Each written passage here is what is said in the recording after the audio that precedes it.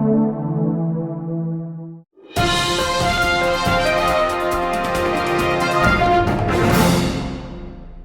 I'm Meg Randolph from Altivertis Academy, and I am with Lauren Fox, the Director of All Breed Rescue and Training here in Colorado Springs.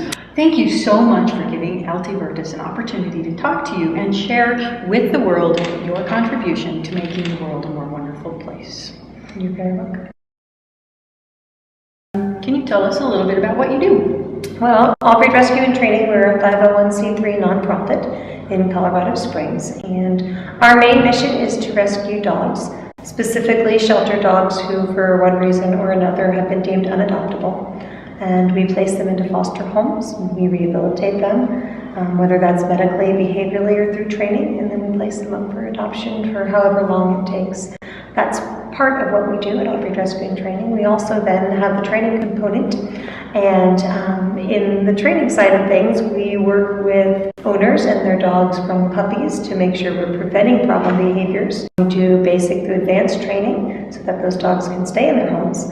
And then we also do advanced training and fun training to continue the education of both the humans and the dogs. How long have you been doing this? Well, I started with All Breed Rescue and Training in 1997 as a volunteer. I took over as the executive director in 1998. In 2000, I started my mentorship with training, and in January 2005 is when we moved both the rescue and the training under one umbrella and changed the name to All Breed Rescue and Training. How many dogs would you say that you have saved their lives, either through the rescue group or through training? It's hard to say. So thinking about the fact that we rescue on average between 70 and 100 dogs a year. So that's been 16 years. So we could just say probably somewhere between 1,500 and 1,600 dogs just on the rescue side of things. Right. And then on the training side of things, I would assume that it would probably be even double that, because we have classes going on constantly. We have 2 classes going on simultaneously, so we probably see anywhere from 600 to 800 dogs a year through behavior and training. So, and then that for 13 years, I don't do math, so that's a lot of dogs. That's a lot. That is so wonderful. That is a great contribution to the world. When you were a kid, did you ever dream of being a superhero?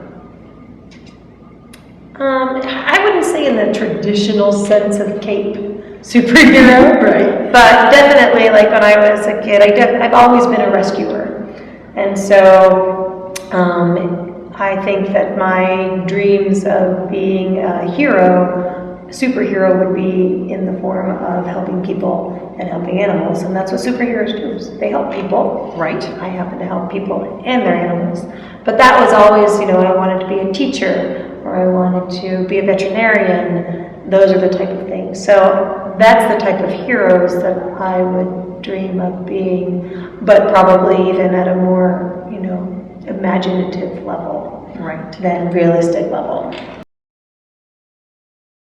And if you could have a superpower, what do you think that would be?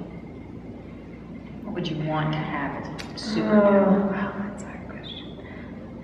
Superpower. I would like the magic wand. Could that be a superpower? Sure. Okay. Anything you want. That's Great. the beauty of it. So I would like that magic wand, and I'm actually okay if it has very specific duties. If that magic wand, I don't want it to produce things for me. I just want it to wave it on all the dogs that have behavior problems, and they just go away. That's the magic wand I want, and that's what people want me to have as well. I'm sure. So that would work. That's That'd true. be nice. It would indeed.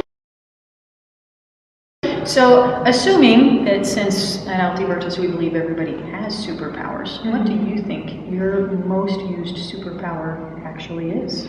I would say communication with people is probably my strongest superpower, because I genuinely care about humans, and so I think that that's not always present. But to care outside of yourself in a lot of people. So I would say that's mine, is my ability to communicate without judgment to people, to help them feel better about themselves, their situation, their animals, that they don't feel left out, that they don't feel stupid, or that they've made horrible mistakes in their lives, specifically with animals, and accepted. So I would say that's my greatest superpower, even over training dogs. Anybody can train dogs. That's an awesome superpower, because acceptance, we have noted, is probably the number one thing that people lack. And being able to offer that to people is a truly tremendous gift. What do you think is the most rewarding or satisfying thing about your contribution to the world? Oh, it's twofold. I can't just pick one. It can't just be humans and it can't just be dogs. Right. It's rewarding to rescue dogs. I mean, there's just almost nothing better than that. So that just in and of itself, I went to the shelter this morning, I pulled a dog that would not be here this afternoon. And she is here upstairs. And she's alive. And so there's almost nothing more rewarding than that. Right. But I would have to say, on the human side of things, the most rewarding part of what I do is teaching humans how to communicate with their animals and have a deeper relationship with their animals. And then because of that deeper relationship they have with their animals, it turns out they have deeper relationships with the humans in their lives as well. So it has a nice ripple effect. It does. And It does. And when it's a dog that I've rescued, that I have found the best adoptive home, and then they've taken training, and then I see how it changes how they interact in their normal life, that is the trifecta. what made you choose to do what you do? Well, I don't think I did. It chose me.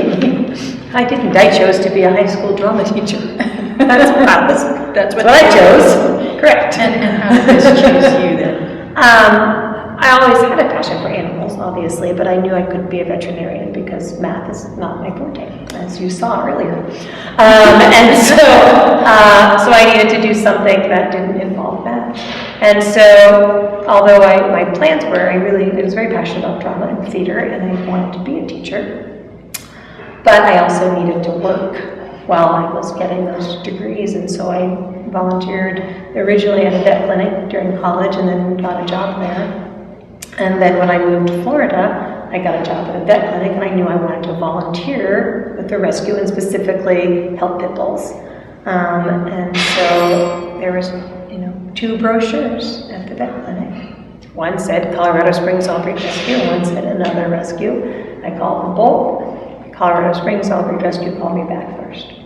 And it just started out as I wanted to volunteer, and then it just became, I don't know how to describe, I don't want to say like all-consuming, but it just felt like that was my calling once I started working with dogs, specifically, although I love all species of animals and I like to train all species of animals. I don't have time to train all species of animals, so I had to narrow it down to dogs. But it just became one with me, with my being, with the fiber of my being, and everything else became less important. Right. And it became more important, and that was it. There was no question about, well, I'll just stop doing this, and now that I finished my degree and teach high school, by the time I finished my degrees, this was my passion, and this was my calling, and that's been ever since. Who do you think was very influential as a hero to you in doing what you do? And obviously it can be more than one person. For sure, because it's going to span time. Because as a kid, I would have to say my parents. Because they were dog lovers, they were breeders, and showed competitively before my sister and I were born. And then they got out of that completely when my sister and I were born, and then growing up. But we had one dog, and we had that, and she was a rescue, and we rescued her on Christmas Eve from the shelter. And we had her, and she tore up blinds, and she had puppies because she was pregnant when we adopted her. We didn't know it, and she had all the things that young dogs do, and they're never. What I learned is that you keep a dog for a lifetime. And so, by that example, we had her from the time I was 5 until I was a sophomore in college. She was 18 years old, and so just that one example was my first experience with how a dog is part of the family. But we only ever had one dog, that was it. And so that was very influential of how I developed relationships with animals. And then working with animals, in my first career, Dr. Smith, the first veterinarian I worked with, he was amazing and very compassionate. My first rescue was there, and it was a pointer who had a litter of puppies, and she wasn't supposed to be pregnant because it was a breeder's pointer, and the dog that she bred with was not supposed to be a breeding. So they brought the mom in for Dr. Smith to give her medicine to abort the puppies. And so instead, we delivered the puppies secretly, and we kept them, and we raised them, and we adopted them out. That's the type of veterinarian he was. So that was my first experience completely with rescue. And we did a couple other rescues together, and then coming here, I would say then first Kat Percival, the founder of Colorado Springs All-Breed Rescue. She showed me more about rescue than I ever dreamed of. And then on the training end of things, of course, you. That's okay. I want them to know I'm doing this person because I know her very well. Yes. And also, it's good for them to know why they can know that I know anything. For sure. So, when we met, that was a huge life changer because I was rescue and I was in rescue, but I didn't understand training at that point in any way, shape, or form. So everything, all of my base knowledge of training came from you. And so that shaped me to move to the training side of things. And then, some of my current heroes, for sure, are trainers and Humane Society staff. There are some staff members, the director of the Humane Society and Gil Karen, the shelter operations. They are my heroes. They do jobs I can't do. I couldn't do, and for a long time. And then on the training side of things, Kathy Sadeo, Ian Dunbar, they're my heroes today. I still listen to every word that comes out of their mouths when I am in their company. Well, Altivertis wants to recognize the fact that you are contributing to the betterment of our world and making it a more wonderful place, not just for the animals that you rescue, but for the humans that you work with. And we want to present you with our very first certificate of Superheroism, because you are most definitely a superhero. That is beautiful. Well, I think that what Altivertis is doing is really awesome. I think the concept of modern superheroes and recognizing superheroes, we see them in film and on video games, but there's true superheroes in the community every day, and you guys taking the time to recognize that, I think is an amazing idea and something that's really needed in our community when we see actors and actresses, although they're amazing, that's just who they play. It's the people right here in the communities that and it is absolutely our goal to show that there are people in the world who really make the world a better place to be, and that there is goodness. It isn't all crime and fear and punishment.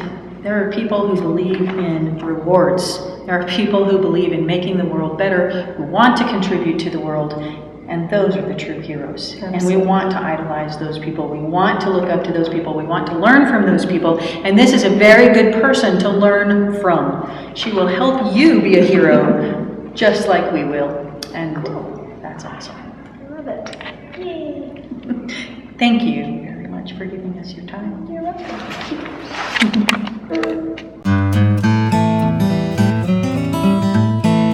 Awesome. Oh, this is so good. I don't even know if I can sing this. Awesome. Thank you so much. Let me try it again. Awesome. I keep saying that. Awesome. I gotta just say something else now. Cool.